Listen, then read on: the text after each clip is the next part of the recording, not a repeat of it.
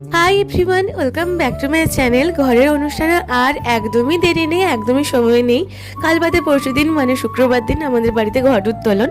তো প্যান্ডেলের কাজ পুরোপুরি হয়ে গেছে, শুধু এই তুলসী মঞ্চের জায়গাটা ফুল দিয়ে সাজানো বাকি। তো তারপরে আমরা একটু গেছিলাম বাজারে শপিং করতে। তো কি কি শপিং করলাম সেগুলো তো ভিডিও করিনি, কিন্তু বাজি কি যখন কিনতে গেছিলাম ওইগুলো ভিডিও করেছি।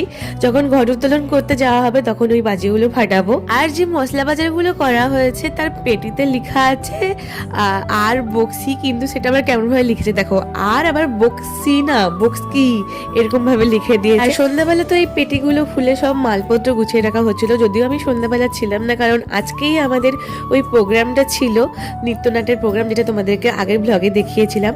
তো চলো আজকের ব্লগটা এখানে শেষ করছি, পরের ব্লগে দেখাবো নৃত্যনাট্যটা আমাদের কেমন কাটলো, কেমন করে সাজলাম সবকিছু। তো চলো আজকের ব্লগটা এখানে শেষ করছি, টাটা।